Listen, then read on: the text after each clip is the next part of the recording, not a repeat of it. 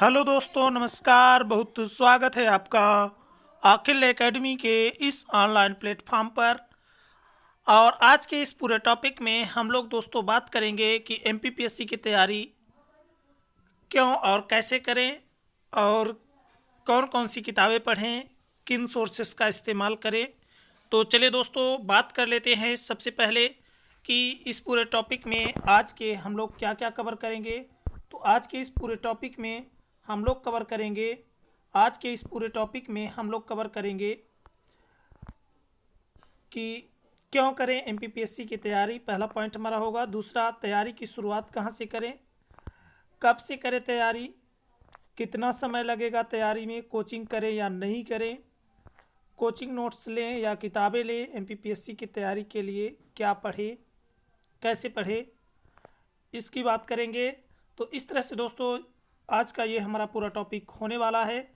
तो दोस्तों सबसे पहले बात कर लेते हैं कि एमपीपीएससी की तैयारी की शुरुआत कहाँ से करें। तो तैयारी की शुरुआत करने के लिए तैयारी की शुरुआत आप कर सकते हैं न्यूज़पेपर रीडिंग से। आप अपनी तैयारी की शुरुआत कर सकते हैं। डेली आपको 20 से 25 मिनट न्यूज़पेपर्स को देना चाहिए। संसद टीवी और 8 PM का जो डीडी न्यूज़ है उसको फॉलो कर सकते हैं। दृष्टि यूट्यूब चैनल के डेली करंट अफेयर को फॉलो करिए। ऑडियो आर्टिकल आदि देख सकते हैं। AFEIS वेबसाइट एवं all India radio news cover कर सकते हैं। यहाँ से आप इसकी शुरुआत कर सकते हैं। इनमें ज़्यादा समय नहीं देना है। इनमें आपको कम से कम 1 घंटे रोज़ देना है, ताकि करंट का जो पोर्शन अब परीक्षा में पूछा जा रहा है तो वो आपका कवर होता चले।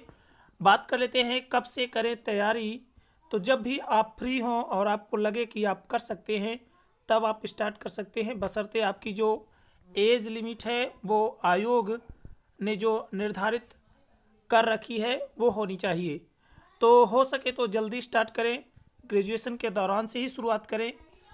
यदि जो जितनी जल्दी स्टार्ट करेगा उतनी जल्दी उसको सफलता के चांसेस होते हैं।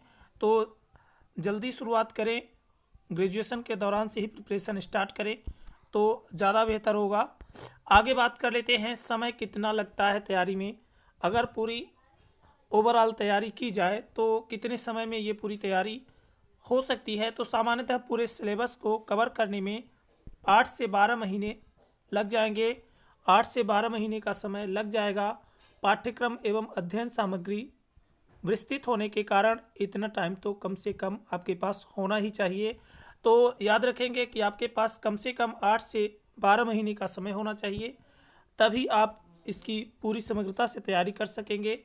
यदि आप प्रतिदिन 5 से 8 घंटे पढ़ते हैं तो आप अपने सिलेबस को 8 से 12 महीने में कवर कर सकते हैं। तो यदि आप 5 घंटे से 8 घंटे पढ़ेंगे डेली तो आप 8 से 12 महीने में पूरे सिलेबस को कवर कर सकते हैं। और एक बार सिलेबस कवर हो जाता है तो जो आपका कॉन्फिडेंस लेवल है वो बढ़ जाएगा और आप जो है तो इस परीक्षा में अच्छा प्रदर्शन कर पाएंगे। आगे बात कर लेते हैं कोचिंग करें या नहीं करें। तो कोचिंग करें या नहीं करें, NCERT पढ़ें या नहीं पढ़ें, ये एक जो है तो सामान्य से प्रश्न हैं, लेकिन इनके उत्तर ढूंढने में जो है तो विद्यार्थियों को बहुत ज़्यादा समय लग जाता है। तो याद रखेंगे कि कोचिंग यदि आपको लगे कि आप ज़्यादा टाइम तक अपने आप को पढ़ने के लिए मोटिवेट रख पाते हैं, सेल्फ से आप अपने आप को पढ़ने के लिए ज़्यादा समय दे पाते हैं, तो किसी कोचिंग की कोई आवश्यकता नहीं है। किसी कोचिंग की कोई आवश्यकता नहीं है। लेकिन मेरा ये मानना है कि कोचिंग क्लास यदि उपलब्ध है तो कोचिंग कर लेनी चाहिए, क्योंकि कोचिंग क्लासेस आपके संपूर्ण सिलेबस को कवर कराती हैं, जिससे आपके अंदर एक कॉन्फिडेंस आता है और आप जो है तो इस परीक्षा के लिए समग्रता से संपूर्ण रूप से तैयार हो पाते हैं। तो इस तरह से याद रखेंगे कि कोचिंग यदि उपलब्ध हो तो कर लेनी चाहिए। आजकल तो बहुत सारे जो है तो कोचिंग्स ऑनलाइन उपलब्ध हैं, तो यदि आप करना चाहें तो कर सकते हैं, बशर्ते आपके पास समय होना चाहिए, डेडिकेशन होना चाहिए। अब बात कर लेते हैं कोचिंग नोट्स लें कि किताबें लें। तो कोचिंग नोट्स किसी भी संस्थान के मेंस लेवल के लीजिए, उसी को बार बार पढ़ें। नोट्स लेने से पहले आप स्वयं से नोट्स को देखें। कोई सीनियर यदि हो तो उनसे पता करें कि किस कोचिंग्स के नोट्स लें। तो इस तरह से आप याद रखेंगे कि कोचिंग नोट्स किसी भी संस्थान के मेंस लेवल के आपको लेना है और उसी को बार बार पढ़ना है। नोट्स लेने से पहले स्वयं से नोट्स देखें कि वो आपको पढ़ने में ठीक ठाक है, ठीक लगेंगे कि नहीं लगेंगे। ये सारी चीज़ें आपको ध्यान में रखनी है। आगे बात कर लेते हैं MPPSC जो परीक्षा है, तो इसके बारे में बात कर लेते हैं। तो जो आगामी परीक्षाएं हैं उनके लिए कहाँ से कौन सी चीज़ें कवर करें, कौन सा सब्जेक्ट कहाँ से कवर करें ताकि समग्रता से पूरी तैयारी आपकी हो सके। तो बात कर लेते हैं सबसे पहले इतिहास विषय की। तो इतिहास के अंतर्गत आपको NCERT पढ़ लेनी चाहिए, ज़्यादा समय नहीं लगता। NCERT आपको पढ़ना है। 6 की NCERT, 7 की NCERT और 8th की NCERT पढ़ें। और 12th की जो भाग 1, 2 और 3 है, तो जो न्यू NCERT है 12वीं कक्षा की भाग 1, 2, 3, तो इसको ज़रूर पढ़ें। तो इस तरह से 6 NCERT इतिहास की आपको पढ़ना है, 6, 7, 8 की और 12th की भाग 1, 2 और 3 नई वाली। अब बात कर लेते हैं आधुनिक भारत के लिए आप स्पेक्ट्रम पढ़ सकते हैं। NCERT सार संग्रह महेश कुमार वर्णमाल या ज्ञान पब्लिकेशन ज्ञानचंद्र यादव की मदद ले सकते हैं। तो यहाँ पे इतिहास के लिए आपको याद रखना है स्पेक्ट्रम आप पढ़ें, स्पेक्ट्रम। और उसके साथ साथ जो NCERT का क्या है सार संग्रह है महेश कुमार वर्णवाल का, उसको आप प्रेफर कर सकते हैं इतिहास के लिए। या ज्ञान पब्लिकेशन ज्ञानचंद्र यादव की ये बुक बहुत अच्छी है MPPSC के लिए। यहाँ पे बहुत सारे फैक्ट एक ही बुक में उन्होंने समाहित किए हैं, तो ये किताब अच्छी हो सकती है आपके लिए इतिहास के दृष्टिकोण से MPPSC प्रीलिम्स के लिए। और लूसेंट GK को भी आपको जो है तो इतिहास के लिए फॉलो करना चाहिए। आगे बात कर लेते हैं ओल्ड NCERT में RS शर्मा, सतीश चंद्रा, विपिन चंद्रा। तो यहाँ पे आप इनको एक बार यदि अवेलेबल हो तो इनको ज़रूर आप क्या करें, एक बार तो कम से कम रीड जरूर करें।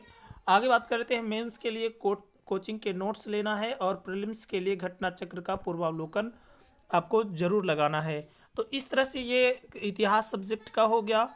मेंस के लिए कोचिंग्स के नोट्स फॉलो करें और प्रीलिम्स के लिए घटना चक्र का पूर्वावलोकन लगाएं। आगे बात कर लेते हैं आर्ट एंड कल्चर की। तो आर्ट एंड कल्चर आपका स्पेक्ट्रम से कवर हो जाएगा। NCERT 11th क्लास की ले सकते हैं और एक वेबसाइट को आप फॉलो कर सकते हैं ccrt.nic.in ये वेबसाइट है। इसमें जो है तो जा कर के आप आर्ट एंड कल्चर से संबंधित जो है तो सारी चीज़ें देख सकते हैं। तो इस तरह से art and culture spectrum NCERT 11th की और ccrt.nic.in वेबसाइट के द्वारा आर्ट एंड कल्चर को आप MPPSC या अन्य सिविल सर्विस के लिए तैयार कर सकते हैं।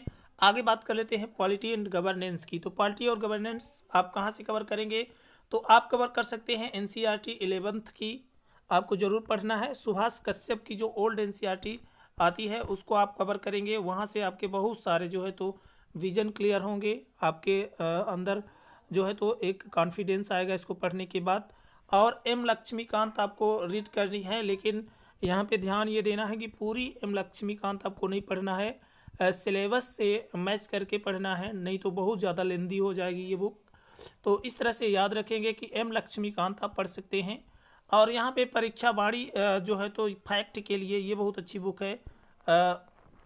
पॉलिटी की जो क्या है परीक्षा वाणी है, प्रकाशन की है, ये बहुत अच्छी बुक है। लूसेंट GK आप अंतिम समय परीक्षा के समय पढ़ सकते हैं।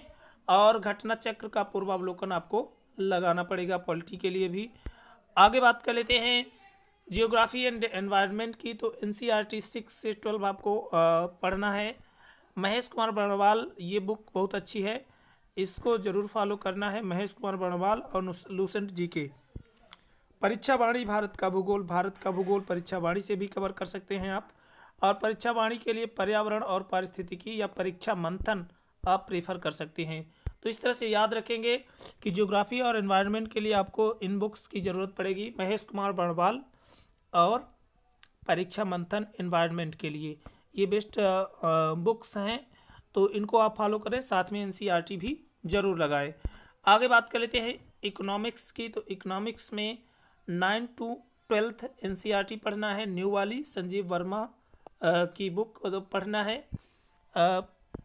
मेंस में भी ये बढ़िया काम आएगा। और वाणी प्रकाशन की बुक को पढ़ना है। उसके बाद प्रतियोगिता दर्पण का जो अतिरिक्तांक वार्षिकांक आता है उसको देखना है आपको।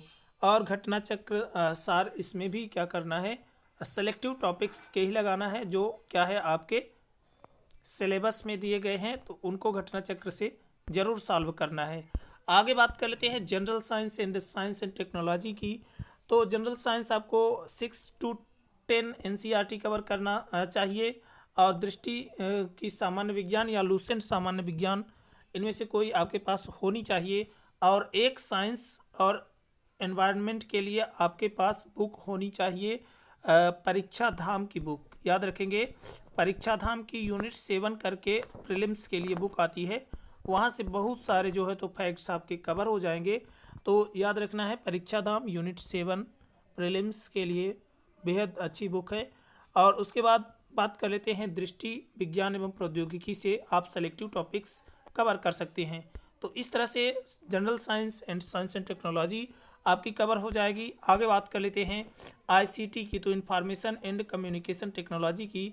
तो इसको आप निर्माण आईएएस की बुक से कवर कर सकते हैं, या यहाँ पे भी आपको परीक्षा धाम बुक का क्या करना है, इस्तेमाल करना है। तो परीक्षा धाम बुक का आप यहाँ पे भी इस्तेमाल कर सकते हैं यूनिट 9 के लिए, निर्माण आईएएस की बुक या परीक्षा धाम की बुक।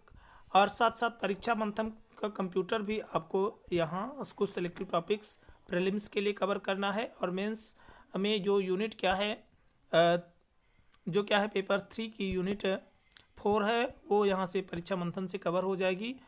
और अगर चाहें तो राजस्थान माध्यमिक शिक्षा मंडल की 9th क्लास की बुक सूचना प्रौद्योगिकी की अवधारणा को आप एक बार ज़रूर पढ़ें, नेट पर उपलब्ध है ये।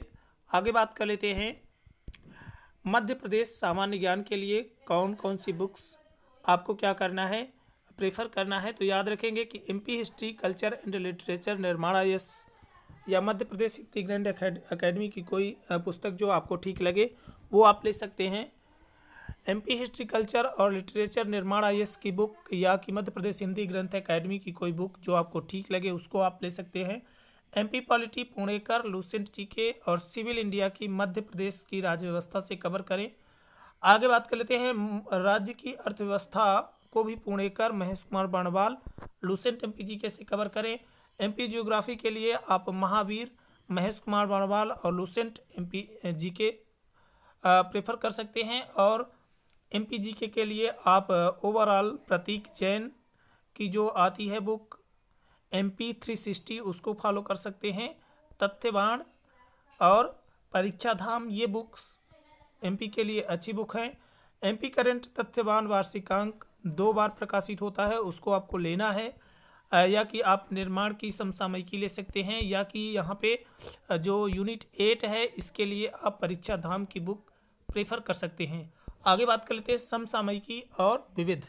तो समसामयिकी और विविध कहाँ से कवर होगा आपका, तो राष्ट्रीय एवं अंतर्राष्ट्रीय घटनाक्रम, घटना चक्र, वार्षिकांक लेना है एवं स्पीडी से फैक्ट कवर करना है। तो वार्षिकांक और स्पीडी मिला करके आपका ये राष्ट्रीय और अंतर्राष्ट्रीय घटनाक्रम कवर होगा। MP करंट के लिए तथ्यबाण का वार्षिकांक आप लेंगे, या MP करंट के और खेल परिदृश्य के लिए आपको क्या करना है, परीक्षा धाम की बुक भी आप प्रेफर कर सकते हैं। अभी इसका फर्स्ट संस्करण आया है तो उसको आप ले सकते हैं। और विविध भारत एवं विश्व के लिए भी वो जो परीक्षा धाम की बुक है वो काम कर जाएगी। लूसेंट से विविध भारत और विश्व कवर कर सकते हैं। और MP का जो विविध है ये पुणेकर और लूसेंट MP जीके से कवर कर सकते हैं। तो इस तरह से ये क्या हो गया, पूरी बातें हो गई। आगे बात कर लेते हैं एथिक्स और पॉलिटिकल थिंकर्स आपको कहाँ से कवर करना है।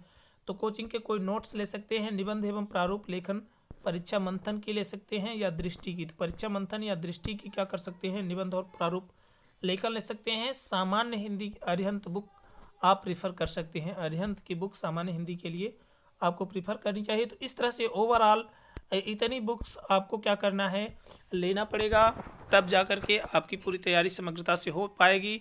और इन बुक्स को आप जो है तो बार बार पढ़ें ताकि आपकी जो कॉन्सेप्ट हैं वो क्लियर हो सके। तो चलिए दोस्तों, आज यहीं तक रखते हैं, नेक्स्ट टॉपिक में मिलेंगे। धन्यवाद। जय हिंद, जय भारत।